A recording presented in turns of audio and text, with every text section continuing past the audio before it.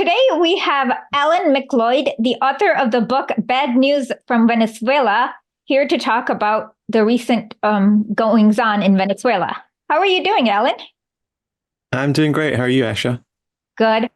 I have to say, I'm a big fan of your book, Bad News from Venezuela, because it shows. I actually used a lot of your book in an article I wrote about a year ago about how the US press kind of repeats the State Department point of view.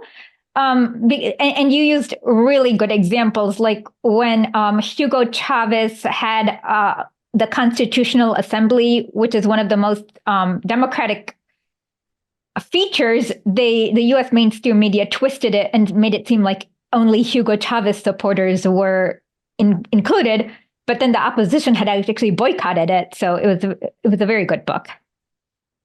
Yeah, thank you very much. That book came out of my PhD. It's good to know that people are actually reading it because certainly in this time, it's probably more relevant than ever. Yeah, I know. Especially with the Venezuela. So, what made you write that book? Like, what was the motivation for your PhD thesis on that topic and your book? Oh, sure. So I've always been interested in alternative ways of organizing society, basically because I looked at my own society in Europe and thought, this surely can't be the best one. And I was looking around. It was the early 2010s. We just had the huge financial crash of 2008, and a lot of people were talking about Venezuela. A lot of people that I respected, journalists like John Pilger, academics like Noam Chomsky, talking about, oh, there's this great thing going on in Venezuela. It's a really big experiment. And then I looked at the data from the United Nations and groups like UNICEF that were praising Venezuela to the heavens, and even looking at the World Bank data, it seemed very interesting. And yet, when I looked at other places like even left of center publications in the West, they were presenting the situation as just this nightmare dictatorship. And so I really wanted to get to the bottom of what was actually going on there. So, it just seemed like an extremely juicy story. There must, if these academics and these big international organizations were lying about the place, there's this huge conspiracy to make a dictatorship look good. But on the other hand, if the country is an interesting experiment, there's an even bigger conspiracy involving basically the entire world's media to demonize a democratic process going on. And so I guess that PhD was really me trying to get to the bottom of that question of what's going on in Venezuela. Yeah, it was very interesting. I mean, I was looking at the headlines. This came from your book. In 1999, it was basically 2 days after Hugo Chavez got elected. There's no way he could be a dictator, but the US media was already calling him a dictator, even though he hasn't even been sworn into office yet. Oh yeah, they hated him from before day one, honestly. Chavez was a guy who in the 1990s came out of nowhere. He was an army officer. And of course, this is Latin America, so plotting coups is what army officers do, frankly. And he had attempted one in 1992, but it was a bit of a different coup because, unlike so many, Venezuela's military is actually a very progressive part of society. It's very unusual for Latin America. Generally, the military is highly reactionary there.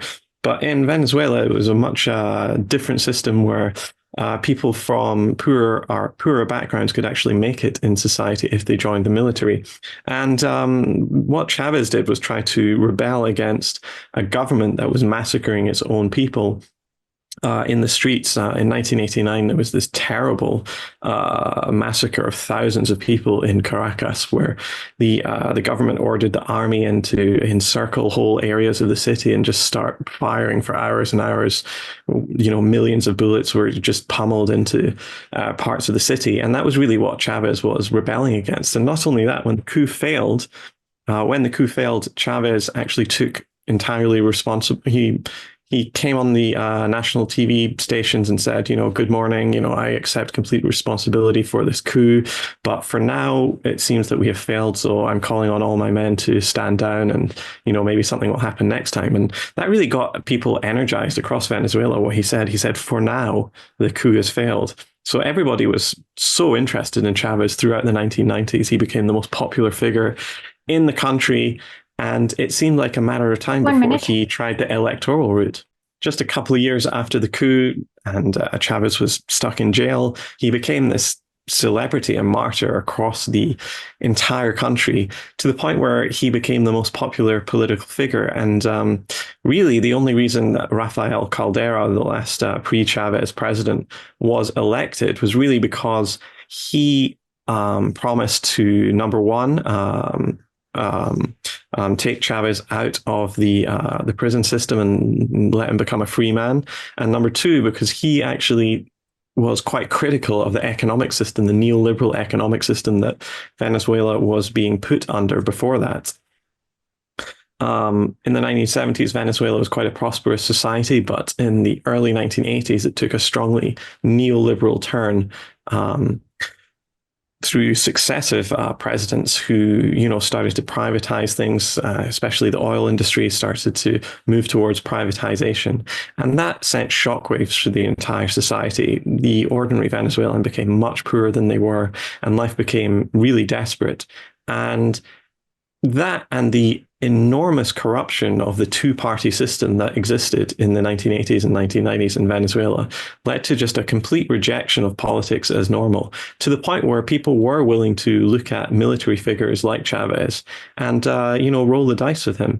And that's why in 1998, Chavez did run for president, and he won an absolutely just a landslide victory, which came out of almost nowhere, frankly, because, as I said, only a couple of years before, he was actually in prison.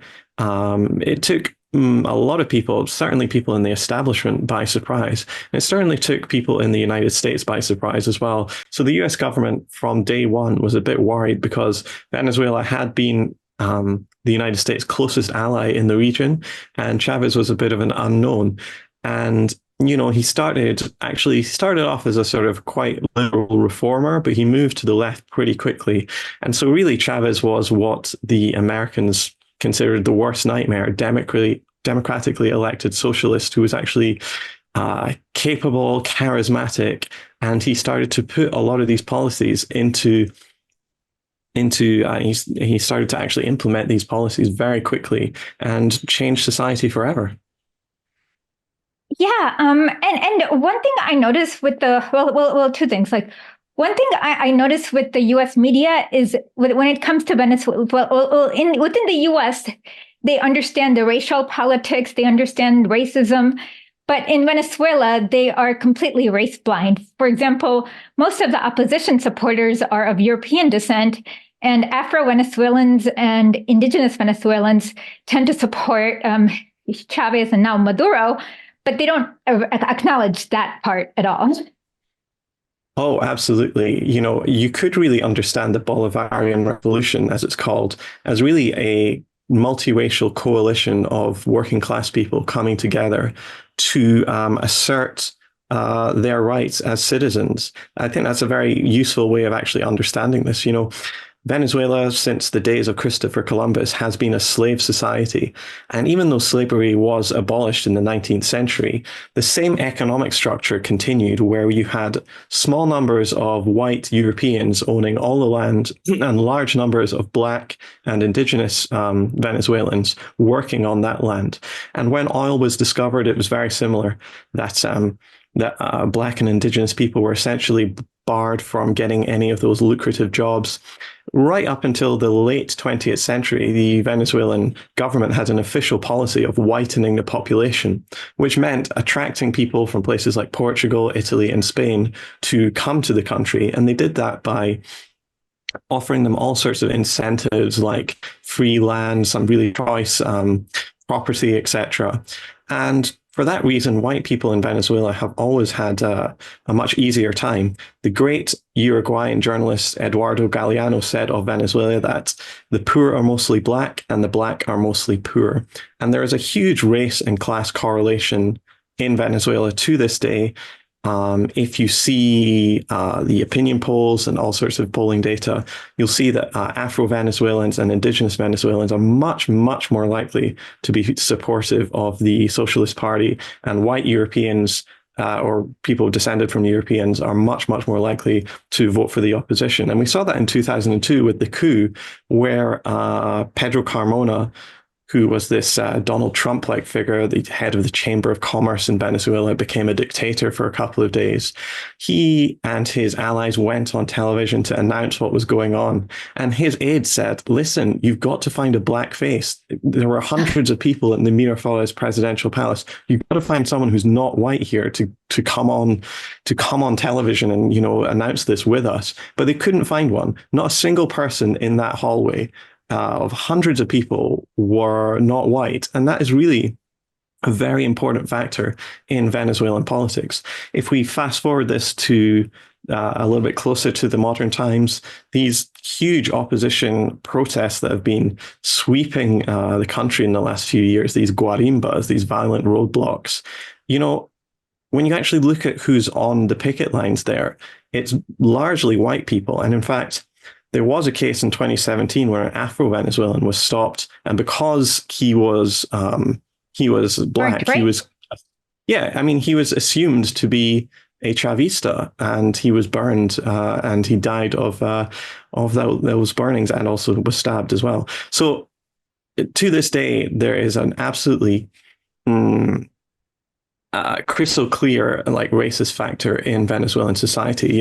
For a long time they tried to ignore this. They called themselves a café con leche society, like a coffee with milk society, which meant everybody has a little bit of coffee, meaning the black, and everyone has a little bit of milk, meaning the white. And maybe some people are more milky than others or whatever, but we're basically all the same. But in actual practice, that just doesn't happen. People still use openly racial language all the time. A great example of this is I just was thinking about this the other day. The NED sponsored a rock concert in Venezuela full of opposition rock music artists, a bit like how They did it in Cuba with rap. Yeah, and how they did the CIA is sponsoring all these musicians right now to go on tour everywhere to promote. A few weeks ago, we interviewed rapper Chuck D about it because he is now part of the State Department. So yes, I know all about that. That's an extraordinary story. But anyway, what I was going to say was in 2011, the NED sponsored this rock concert, and the winners produced a song called Primates, which was all about how the government and working class people were subhuman gorillas and monkeys. And that was a little bit too on the nose for the NED to really push like they did in Cuba with rapper Yo2L and his song Patria y Vida. So they had to kind of shelve that to the side. But yeah, the minute, you just go below the surface in Venezuelan society, the racism comes out very, very quickly among opposition supporters. Yeah. Oh yeah. I think this was sometime in 2008. Hugo Chavez went to speak in Santa Cruz, Bolivia, with Evo Morales, and one of the opposition governors, Ruben Gallego, called him basically macaca, which is kind of like an insulting way to say monkey in Spanish.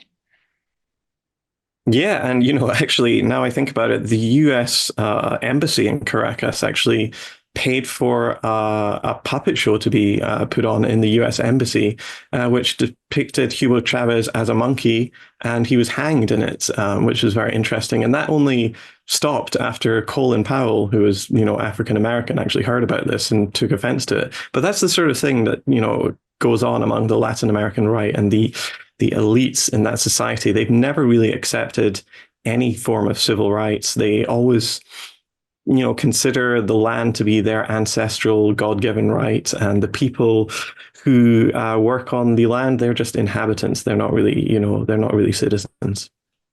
Yeah, and if you look at who came first, it's actually probably the opposite. Oh, yeah. Well, there was, that land was plentiful by the time the likes of Christopher Columbus got there.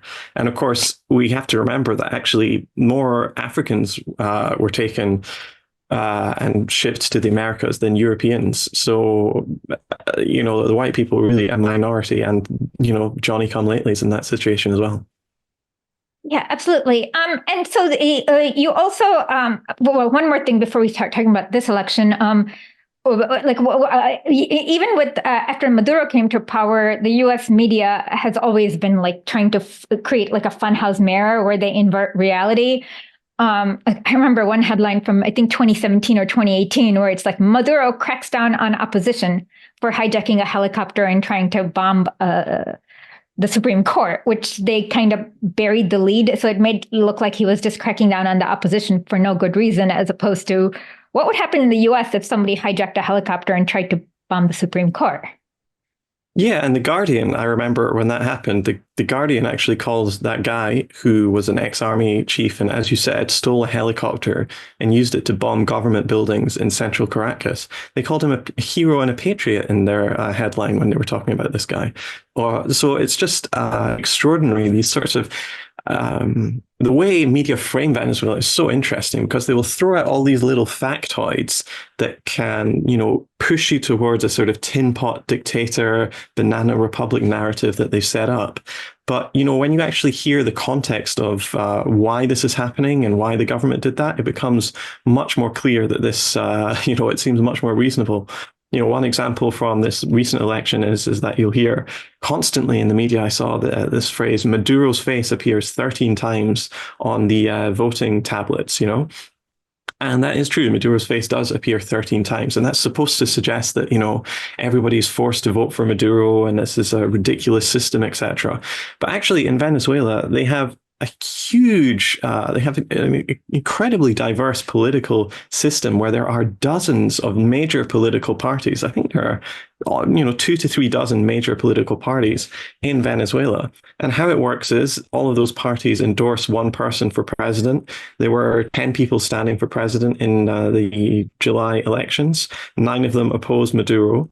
And all of these parties, 13 of the 3 dozen of them endorsed Maduro for president, and then many of them endorsed other people. Edmundo Gonzalez, for example, I think his face appeared 7 times on the same ballot that we're talking about, Maduro's face appearing 13 times. Other opposition candidates appeared multiple times as well. And the reason is because you're supposed to vote for the party and then the president. So when you see it on screen, it becomes obvious. So like if you want to vote for like the Green Party in Venezuela, you choose Green Maduro, or the Communist Party would be like Communist Maduro, or, whatever.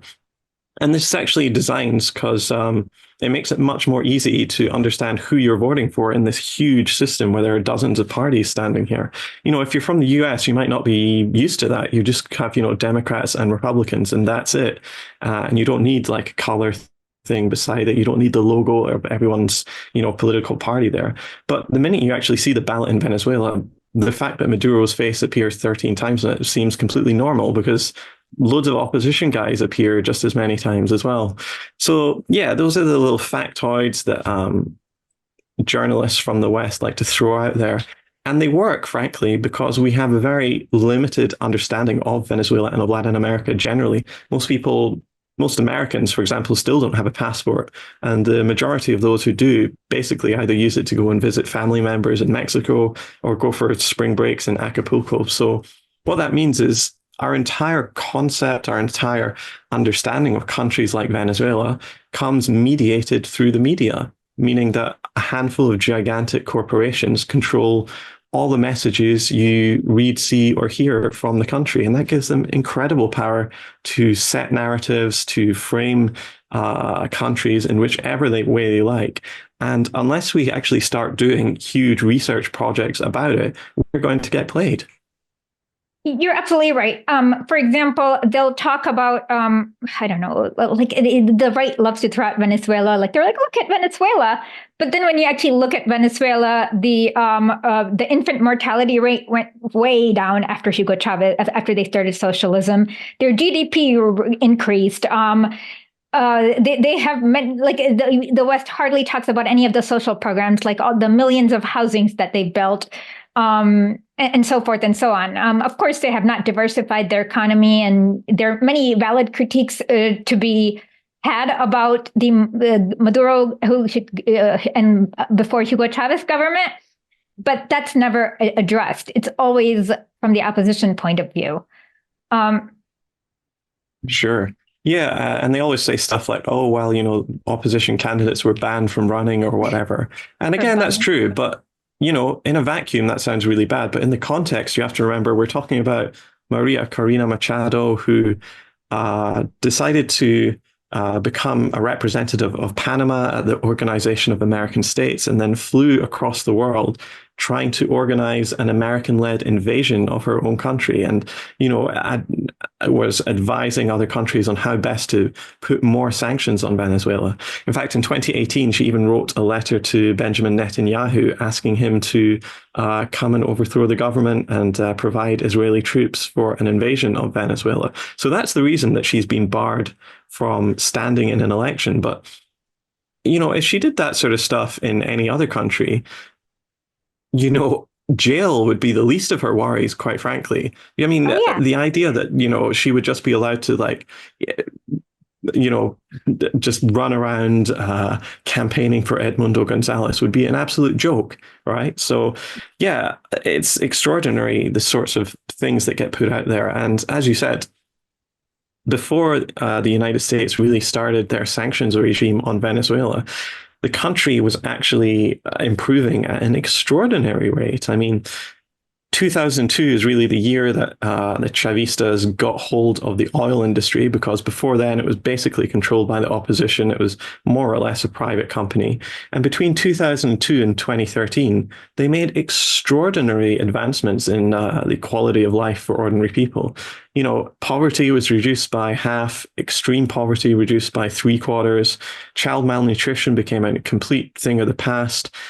The United Nations gave Venezuela a special prize for ending hunger in their country. The level of literacy was stamped out to 0%. They had these enormous drives to actually teach people how to read, adults, I mean, not just children. For the first time, you had people in their 50s, 60s, 70s who couldn't read a couple of years ago. They were now getting places in universities because they passed their school and they passed their high school, and they were suddenly getting these opportunities to actually go to university. These people who come from slums, who for decades had been told that they were nothing, their entire lives were basically in service to the white elite, were suddenly told to, put their head up high and say that they are equal to the people who used to run society for centuries before. And that angered a lot of people in Venezuela. Yeah, the education system there was extraordinary. That's something that the opposition really, it's a real sticking point to them, that Venezuela became the country with the fourth largest student body in the entire world, despite the fact it had less than 30 million people living there. And so when people talk about, Venezuela is failing because of socialism, I always have to scratch my head and think, well, if Venezuela was failing now or in the late 2010s, why wasn't it succeeding in the 2000s and early 2010s? And the common denominator is here, the US sanctions really started hitting the country after Hugo Chavez died. And that was the point where the US really tried to blockade the country. And, give them credit, they really succeeded in causing extraordinary damage and dislocation to the economy. That was the Obama administration that started it, but the Trump administration ramped it up, and Biden hasn't really pulled back on it. So there have been terrible shortages and all sorts of difficulties for the people of Venezuela, to the point where millions actually just left. But when you actually talk to people inside the society, people know what's up. I mean, they know that it's the United States that is the primary source of the problems in Venezuela in terms of the economy. That's not to say that the government hasn't made all sorts of mistakes and that corruption isn't a problem or whatever. But, the United States is behind closed doors. They're, high-fiving each other in glee. And, if you read accounts like, John Bolton's account or Defense Secretary Mark Esper's account, they lay out just how devastating the sanctions have been to Venezuela. And even opposition economists and advisors to the opposition who are interested in the truth, I agree with them. There's one economist, Francisco Rodriguez. He calculated that Venezuela had lost 99% of its international income because of the sanctions. And that's largely because the oil industry collapsed. And the reason for that is that Venezuela was so integrated with the United States that when the US blocked the delivery of spare parts or anything for their oil refining process, the thing just sputtered to a halt for years. And it's only now starting to get back on track with help from Iran, actually. So I think my time in Venezuela in the past month or so has made me realize that things, I think, they've reached their worst point a few years ago, and now the country is starting to bounce back. It is starting to recover slowly. Oh yeah. So now that we got the background out of the way, I know that you went to Venezuela to monitor the elections, also, or was it to report the elections? Both, yeah, both. Oh, okay. One thing. So even before the elections even started, the U.S. media had already talked about how it's rigged and how it's unfair, so forth and so on. What was your impression on the ground when you went there versus what the U.S. media said? Sure. So again, some of the things that they said about it being rigged were, for example, that opposition politicians can't run. We've just talked about Maria Corina Machado. That's basically the main politician they're talking about. Or that, for example, some foreign observers were not allowed in, ones that were associated, for example, with the far-right Spanish party Vox, who didn't actually ever receive an invite from the country. So they were never actually allowed to go there. The EU also wanted to send some observers, but as I said earlier, or actually maybe I didn't expressly mention, but the EU was involved in regime change plots to overthrow the government not a couple of years ago. So it seems surprising. The EU unilaterally recognized Juan Guaido. Yeah, exactly. So it would seem surprising that the Venezuelan government would allow them in. Yeah, so I was part of more than 900 international observers who were actually on the ground scrutinizing the election. They came from more than 100 countries in the world. There were big organizations, small organizations, groups as large as the United Nations were there. And the place was absolutely teeming with international observers. Every voting station that I went to in Caracas, and I went to 5 on the day, I would see people from all sorts of organizations like the UN or just random people from like Zambia or South Africa or Jamaica or wherever. I would just, spark up a conversation, and they would all be talking about what they were seeing and what they weren't seeing. And basically what I saw in the last on July 28th was a situation which was pretty normal, actually. I saw a very high turnout. I saw voting stations working basically normally. One voting station I thought which was pretty interesting I went to, which was in central Caracas.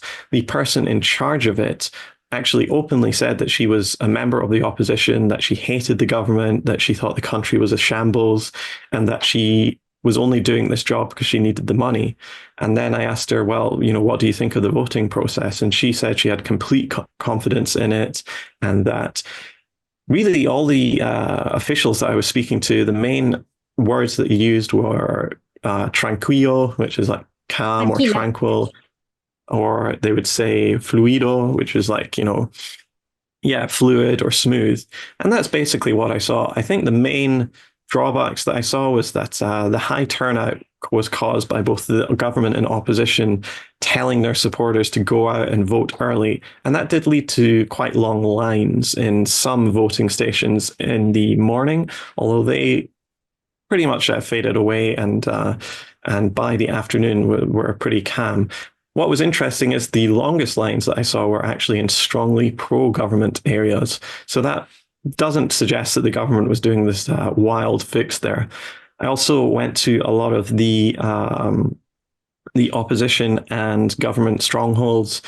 Before the elections, the last Thursday, I attended a pro-Maduro rally in central Caracas, which, it was the biggest event I've ever been to, regardless of whatever it is. I mean, some estimates put the crowds up to 2 million people were attending that event, and the atmosphere was electric. People were so energized by it.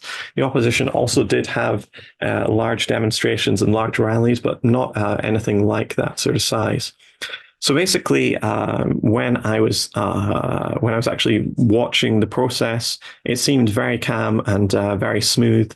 In order to vote in Venezuela, it's actually quite a complex system with all sorts of checks and balances in it. So you go to your local voting station and you have to present your national ID card, and an official checks your face matches the picture on there. If that's successful, you then have to put your thumb on a fingerprint reading machine. And again, your thumbprint has to match the one that's on file. If that's successful, you then get to go to vote on an electronic voting machine. Those are not connected to the internet, so they can't be hacked. You press a touchscreen button, and choose whoever you want. As I said before, all the pictures of the candidates plus the party comes up, so you can choose. You don't just have to choose, Gonzalez or Maduro. You can choose specifically which party of the coalition you want to support. Then, you're asked, is this vote correct? And you tick yes or no. If you say yes, a paper ballot is spit out of the machine, which has all sorts of numbers on it, and also the name of the person that you want to vote for. You check that, and then you put it in a big cardboard box, like most election systems work. If the paper ballot is then counted at the end of the day, and then checked with checks alongside the electronic ballot receipts, and if there's any deviation whatsoever, even one, that triggers a huge national hoo-ha, and everybody gets involved. This whole process is watched over by members of the opposition and the government, and also local community leaders, so everybody can actually count the ballots themselves, or at least watch other people counting them. Finally, once you do vote, I should say, the checks and balances are not over yet. You then have to go and sign the electoral register beside your name, and then you have to put your thumb in a big inkwell, and then put an ink copy of your thumb beside your name as well. So there's all sorts of multiple checks and balances going on here to try to prevent fraud. The system is highly advanced. It's considered one of the best in the world by relevant authorities. And on the day, even Gonzalez supporters, a lot of them did tell me that they did have confidence in the electoral system. They perhaps didn't have confidence in the government or the voting or the counting or whatever, but the actual system itself, they said, was very good.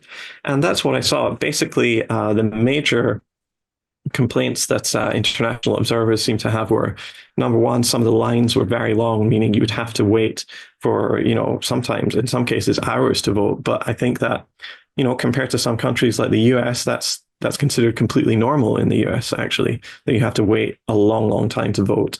And secondly, another problem I did see was that one central Caracas voting station, you did have to climb some stairs to get in because it was in an old school, which meant that some old people and some disabled people were having some trouble. But really, if those are the worst things that you see, I think that's pretty good.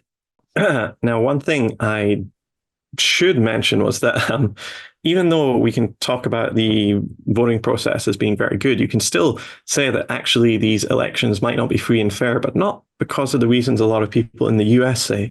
One reason they might not be free and fair is because they're happening under a situation of intense economic war against Venezuela.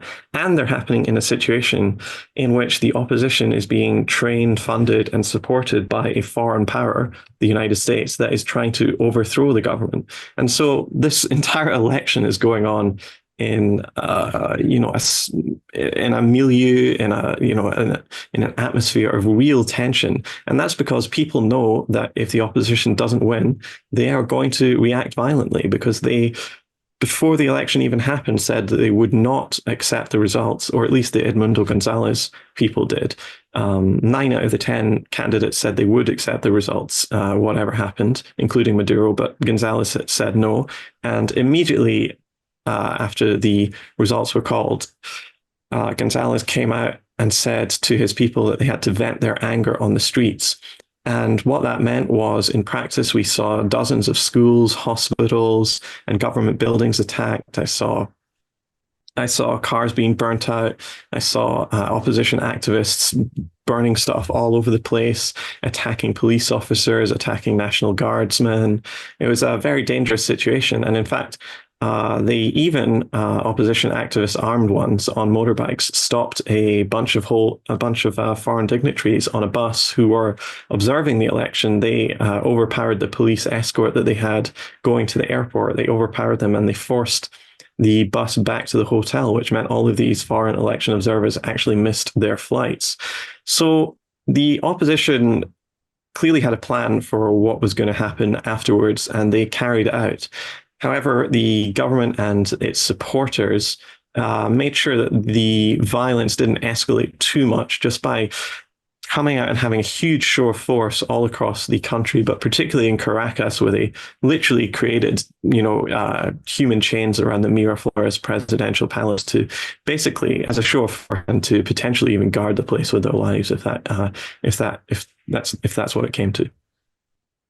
Yeah, Brian Mayer from Brazil Wire talked about this interesting situation that was completely misrepresented in the media, in that after the polls closed, the opposition, a whole bunch of opposition people gathered around the school, and there were international camera, and they were yelling, "Let us vote, let us vote." But this was like clearly after the polls were closed. But in much of the social media, they were showing that the government is blocking the opposition from voting. But it was clearly after the polls had already closed and past that time. That was so interesting. I hadn't met Brian before, but I actually bumped into him while covering a march towards the Miraflores presidential palace, and he told me that himself. And I actually experienced something quite similar to what happened. I was at a central Caracas voting center at about 10 minutes to 6. The polls close at 6 p.m., but if anyone else is in line at 6, you're supposed to be let in and allowed to vote. But a crowd of about 100 opposition activists crowded around the entrance to this voting center and basically demanded the place as soon as the clock struck 6. They were shouting, they were saying, "Close the place, close the place. We have to close the place," etc. But the election authorities there actually didn't close the place. I don't know why, but listening to Brian's story, I wonder if they already knew what was happening, because there were a lot of people with cameras there just wondering what was going on. I wonder if they were trying to do the same little stunt where they were actually going to try and close the place, and then as soon as the door was closed, they would be banging on it saying, "Let us in, let us in."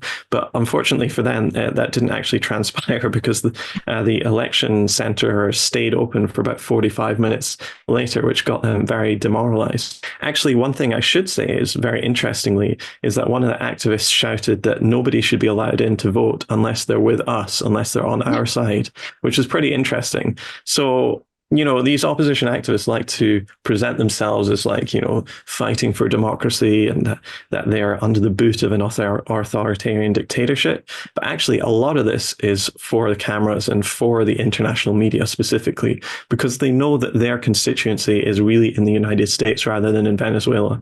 And that's proved by Maria Corina Machado, who was, to all intents and purposes, actually running in this election. Edmundo Gonzalez was her frontman. He is a guy who is extremely old, has trouble talking, can barely stand up, let alone walk. It sounds like Biden. Yeah, I think is actually quite a lot more advanced than Biden, though, actually. Okay. But yeah, I mean, people...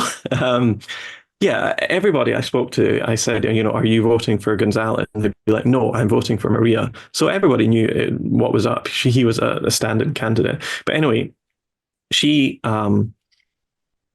published her dossier of what she was going to do if elected president, but she never even bothered publishing it in Spanish. It was only available in English. And I really have to ask you, why is that? Because 90-something% of Venezuelans cannot read English. So who is she actually trying to convince here?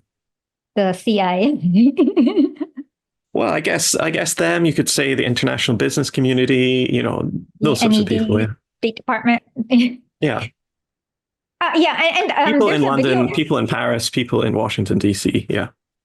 Exactly. And there's a video of her a few years ago. I need to find it. I've been trying to, it's somewhere, I have it, where she literally said it, Venezuela is not really a dictatorship, because if it were a dictatorship, our job would have been much easier.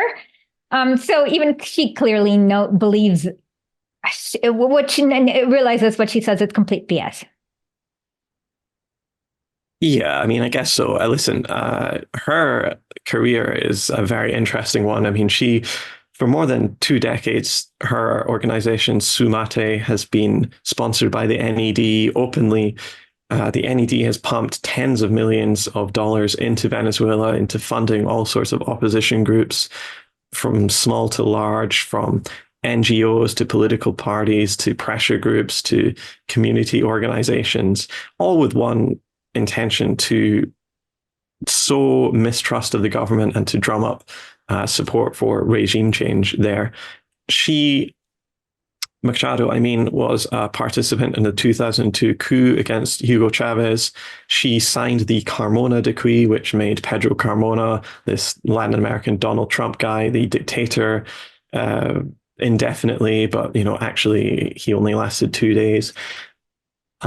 When she was confronted about this afterwards, she said, "Oh, I thought I was just signing the attendance sheet for this gathering that I was at." And then she presented herself as this, human rights expert for years, and everyone in the international media bought it up, even though that she was consorting with all of these people who had led a fascist coup, and nobody even questions it. I mean, her whole career is, it's been, fomented and nurtured by people in Langley. It's an absolute joke. Yeah. Yeah, and it's like that with all the opposition candidates. Guaido, who's now in Miami, and so on. The interesting thing is that it seems like the U.S. media never looks at what these policy proposals are. Like, is the opposition wanting to privatize everything, so on and so forth. So it's easy to drum up an idea that there's a larger opposition to the government when you don't ever discuss policy. Yeah, most definitely. I mean, people like Guaido, I mean, he openly described himself as a socialist. If you look at Maria Corina Machado's Twitter, she describes herself as a liberal. But, these people come from a tradition. And if you know anything about Latin American politics in the last 100 years, they come straight out of the far right tradition of the General Pinochets, the General Stroessners, whomever you want to have a look at.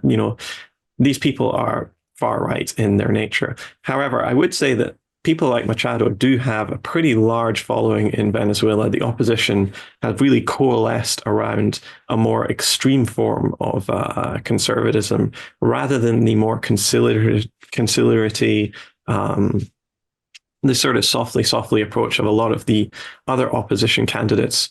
Machado and Gonzalez were definitely the most extreme right of all of them. The other ones, for a long time, a lot of people in the Venezuelan right have thought, actually, it's probably best to work with the socialists and try to become a sort of loyal opposition and defeat them at the ballot box. But then the more extreme sectors have said, no, we have to defeat them on the streets. We have to, team up with the United States to defeat them that way. And they have won the day in Venezuela, for sure, in the Venezuelan right. And so definitely Machado and her ilk do have very strong support in Venezuela. I mean, there's no doubting that there are large numbers of people in the country who hate the government and want Machado to be president. But that's the difference between the socialists and the far right in Venezuela, I think. I've never met a Chavista who doesn't acknowledge that there are large sections of society who absolutely hate them and want to see them gone. But when you talk to Venezuelan opposition people, especially ones who live in the United States and in Europe, they will insist that they speak for the entire country and that absolutely everyone is sick of Maduro and people think it's a dictatorship and they hate socialism and they're just waiting for the United States to come and free them. And they will actually try and pass that off as the position that everybody has, and there's no sort of political debate or any kind of class strife going on. Yeah, I mean, you're absolutely right. And ultimately, when you look at what U.S. does every time it comes in, they engage in the shock doctrine, privatize everything. Everyone's life ends up getting worse, and so it's unlikely that that's going to have such popular support as people from the opposition make it to be. Yeah, actually, one of the things that I found interesting about traveling the streets of Caracas was a lot of the government's messaging was actually attacking the opposition specifically because they supported all the sanctions and because they signed off on all the sorts of blockading and economic warfare that the United States was doing. So, you'll see huge billboards saying that, the United States blockade on Venezuela is sanctioned by or supported by the opposition. And it's a key point of contention in the country because those sanctions are real. The economic hardship in Venezuela was real. People were really suffering in the 2010s and early 2020s until the point where the government really started to get a hold of measures to try and break those sanctions. People were even to this day, there are huge shortages of goods, specifically things like medical products. And there were real worries that the country would starve. That was absolutely clear. I think everybody should realize that. But the real question was, why was that happening? And the government said it was happening because the United States was trying to make the economy scream like they did with Chile in the 1970s, like they did with Nicaragua in the 1980s, like they did to Iraq in the 1990s. Wherever you look, the United States is able to punish these countries terribly because it is the global economic hegemon. However, in the 2020s, with the help of a whole coalition of countries that are now coming together, specifically countries like Russia, China, Iran, Turkey, who are willing to trade with Venezuela, it does feel like the worst is over. So, for an example, Venezuela is now able to produce 96% of the food it eats. It's now able to import far more goods. And we've also seen the oil industry come on leaps and bounds. It's not as good as it was in the early 2010s when at the height of the Chavez era, but at least it does seem like the nadir has passed and people are on the way up. Yeah, people don't understand the devastation of sanctions because once you are in sanctions, no company wants to work with you. So, for example, if you need ventilator devices for people in hospital, the ventilator company is going to think twice before delivering it to Venezuela because they don't want to be on the bad side of the U.S. Most definitely. I mean, that specifically happened to Venezuela and to Cuba as well. It was a Swiss company that used to supply Cuba its ventilators, but it got bought over by an American company. And then suddenly they thought, well, we can't have our Swiss subsidiary trading with those countries that are on the bad list because our entire business is going to get sanctioned. And so if you're a large company, of course, you're going to have business somewhere along the line with the United States. So those companies made the very clear business decision not to get involved with those countries. And again, if you're a small country like Venezuela or Cuba or North Korea or whatever, those sanctions are going to destroy you.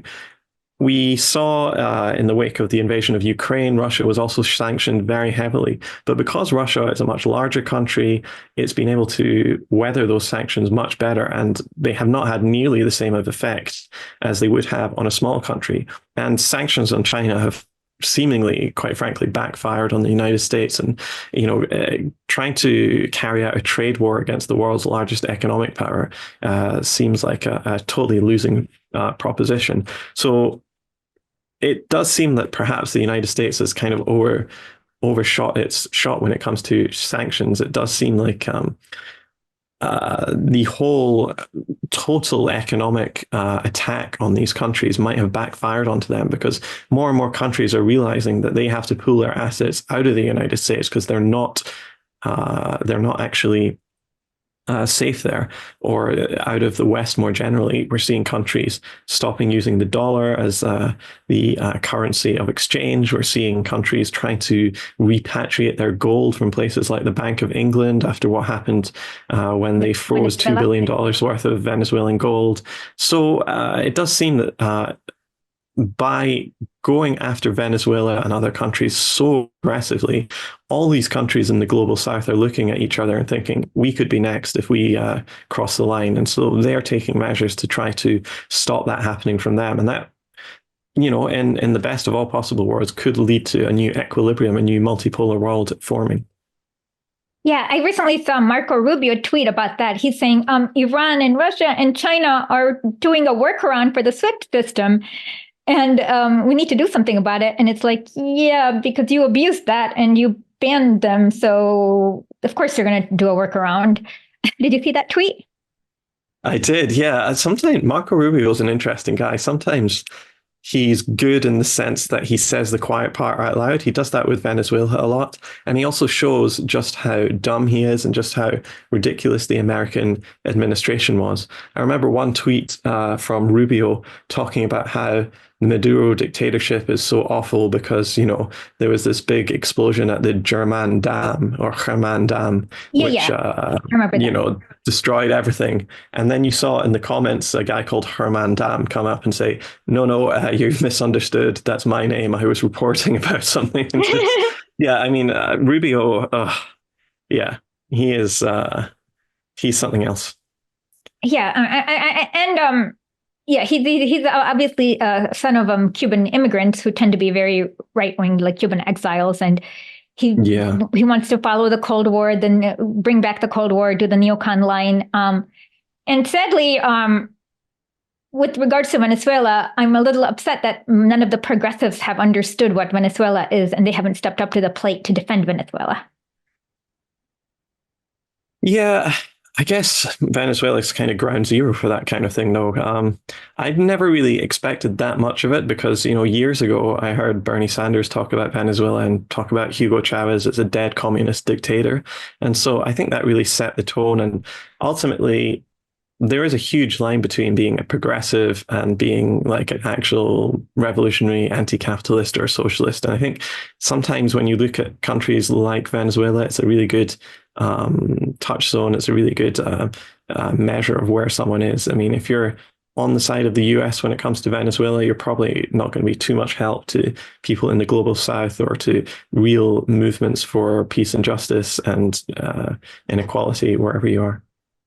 Yeah, I mean, to me, the worst was when AOC met with the Bolivian fascists right after the coup against Evo Morales.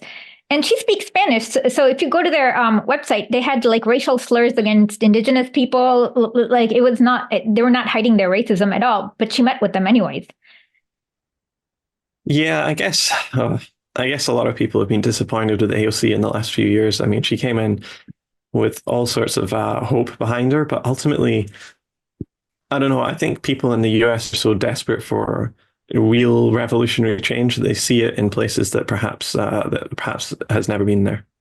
I mean, yeah, obviously they're not going to exactly. But I do think progressives do have a responsibility to be informed about the issues and at least make sure that they aren't racial slurs in people's Facebook pages before they meet them.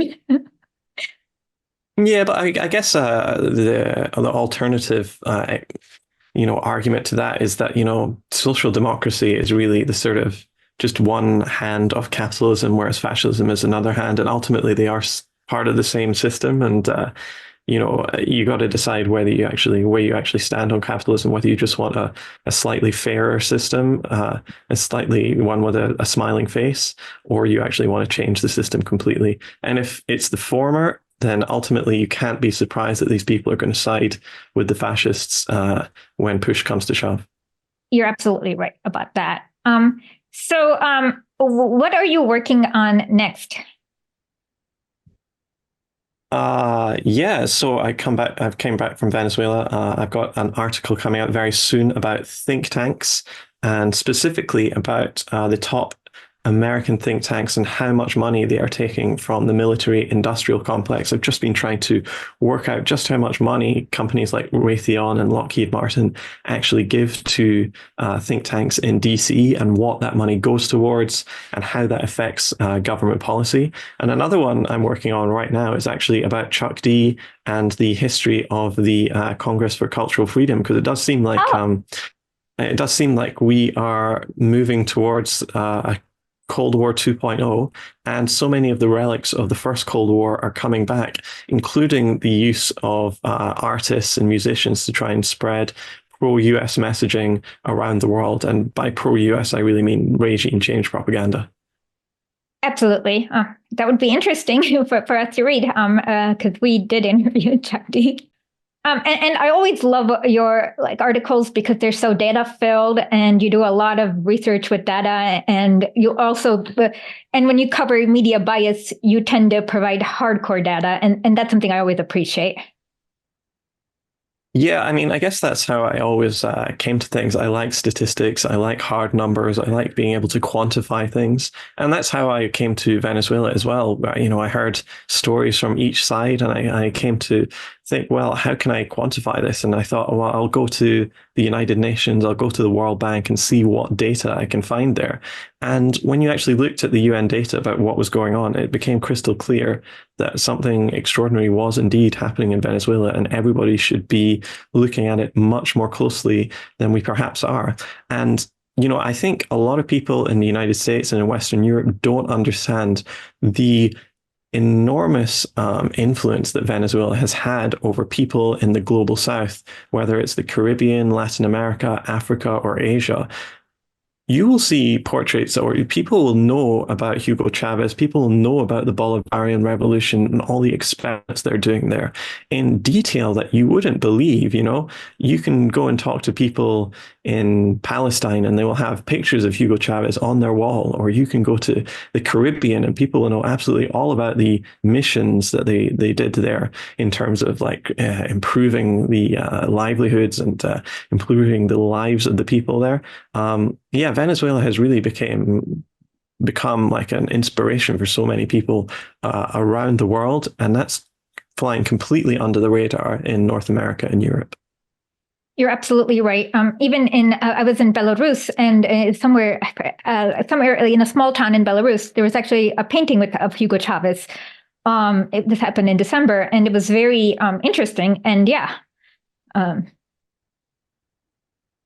And likewise, people in Venezuela are super keyed into world politics. And you see this there's political murals absolutely everywhere in the country. And you'll see pictures of, Xi Jinping or Yasser Arafat or any of these leaders that are just everywhere. And it's very interesting and inspiring to know that people in Venezuela know all about Patrice Lumumba or whomever.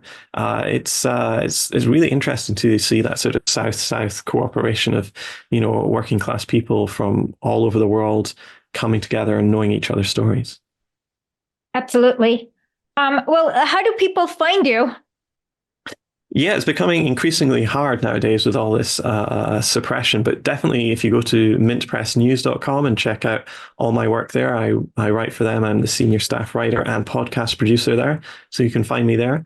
I'm most active on Twitter at Alan R. MacLeod, Alan spelled ALAN, R, and then MACLEOD, and you can check me out on Instagram and Telegram as well.